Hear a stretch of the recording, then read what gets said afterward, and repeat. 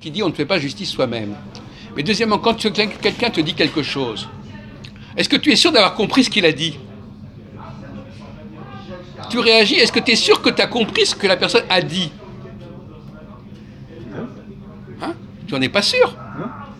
Donc avant, il faudrait que quelqu'un me dise un truc qui ne me plaît pas.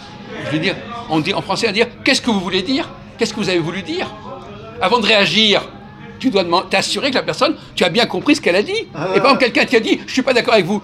Je vais demander, vous n'êtes pas d'accord avec moi, mais qu'est-ce que j'ai dit? Avec quoi vous n'êtes pas d'accord? Alors, ce qui est très juif, c'est de dire j'ai pas entendu. C'est classique. C'est classique chez les juifs, j'ai pas entendu. Bon. C'est pour utiliser des choses qui veulent pas entendre, on peut comprendre. Non mais là, c'est pas la question. La question, c'est que la personne... Par exemple, j'ai employé le mot contrôle. Est-ce que Christophe a compris dans quel sens je l'entendais? Il a réagi comme ça par lui-même. Il n'a pas voulu comprendre ce que j'ai voulu dire. Et ça, c'est très primaire, cette façon de réagir aux mots. C'est-à-dire qu'il y a une réaction viscérale, immédiate, à un mot que tu emploies, tu entends. D'ailleurs, notre ami Philippe, le Rasta, il est comme ça aussi. Il entend un mot, il réagit, il ne se demande pas, et puis il fait justice lui-même, et puis voilà.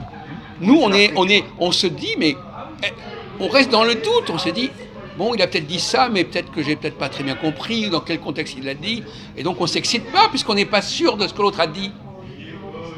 C'est cette certitude de croire que l'autre, que tu as compris ce qu'il a dit, qui te déclenche et te dit, bon, ben, je sais qu'il a dit ça, toc, je réagis.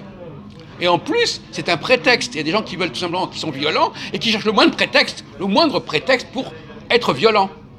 Donc tu auras dit n'importe quoi, ça leur suffit pour être violent. Alors ne défends pas Christophe, s'il te plaît. Hein? Bon. Alors pour un Maghrébin, effectivement, Christophe, il a peut-être un comportement normal, mais pour un Français de souche, c'est un incontrôlable. Et de toute façon, il n'a pas un comportement de Français, à la limite. C'est pas un vrai Français, Christophe. C'est quelqu'un qui, bon, on va pas revenir sur son cas, mais je veux dire, tout le monde aurait... Est-ce que les autres réagissent comme lui? Est-ce que c'est le seul à se comporter comme ça? Bon. Les gens qui font problème dans un groupe, c'est des étrangers, généralement. C'est des gens qui ne sont pas vraiment adaptés. Quand on n'est pas adapté à un groupe, on est toujours en porte-à-faux, on a toujours un problème, oui. Toi, par exemple, tu es bien gentil, mais tu fais des problèmes parce que tu n'es pas adapté, tu ne comprends pas ce qui se passe, tu ne connais pas les codes, tu ne connais pas les façons, et donc forcément, tu détonnes, tu es à côté de la plaque. Alors, la question que je voudrais poser à René Louis, comment peut-on préparer les gens à s'intégrer? Ah, ça, c'est une bonne question. Pourquoi est-ce qu'ils n'arrivent pas à s'intégrer? Est-ce qu'il y a eu un problème de pédagogie? On ne leur a pas expliqué les codes, on ne leur a pas expliqué ce qu'il fallait faire. Dans le groupe A, le groupe en question, pourquoi est-ce qu'ils n'ont pas compris les règles du groupe, le mode de fonctionnement du groupe? Peut-être parce que le groupe ne sait pas lui-même quelles sont ses propres règles. Parce que là, on retombe dans le problème. Enseigner la langue française, c'est une chose, mais enseigner les comportements, c'est une autre chose. Encore une fois, la parole, c'est pas forcément le point de départ. C'est aussi, il y a une gestuelle, il y a une mimique, il y a une situation qui ne passe pas forcément par la parole. Pas parce que je vais enseigner le français à quelqu'un qui sera un bon français.